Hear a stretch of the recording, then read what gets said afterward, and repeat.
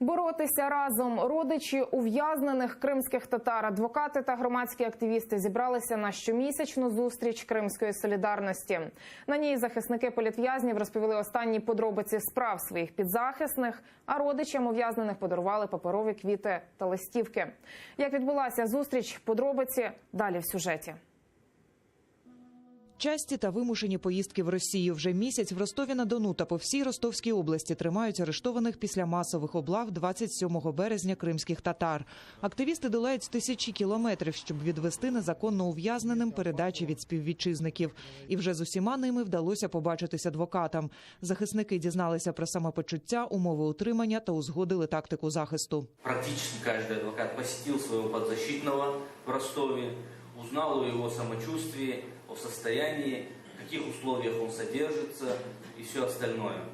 Поэтому на сегодняшний день в Ростове находится 23 человека. Раим Айвазов, которого задержали последним, он пока находится в Симферополе. Будут ли его перевозить в Ростов, либо он пока здесь останется, тоже пока неизвестно. Так про нелюдські умови в СІЗО своєму адвокату Айдеру Азаматову розповів Сейран Муртаза, один з цих 23 затриманих під час масової облави. Його тримають в таганрозькому ізоляторі. За словами затриманого, в його камері бігають щури та таргани. Ще гірші умови у іншого підзахисного Айдера Азаматова Арсена Джепарова, фігуранта так званої Ялтинської групи.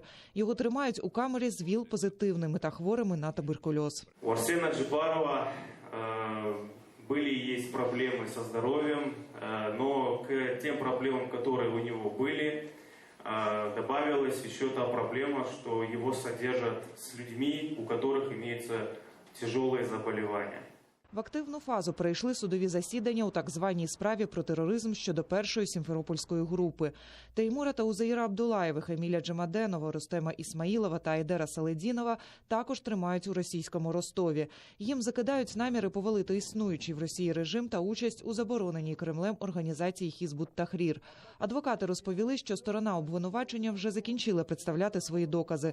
Тепер черга захисту. Со своєї сторони ми, я уверен і убежден, докажем юридическую абсурдность этого дела, но, как понимаем, это политические заказные дела. Вот. Сегодня ялтинские только, можно сказать, начались. По симферопольским ребятам сторона обвинения уже прекратила представлять вот эти все разговоры, видеофильмы, ролики и так далее. И уже настала стадия представления стороной защиты своих доказательств. Адвокати в один голос заявляють, усі ці справи політично мотивовані, втім опускати руки не можна. Треба боротися до останнього, і такі зустрічі вкрай потрібні.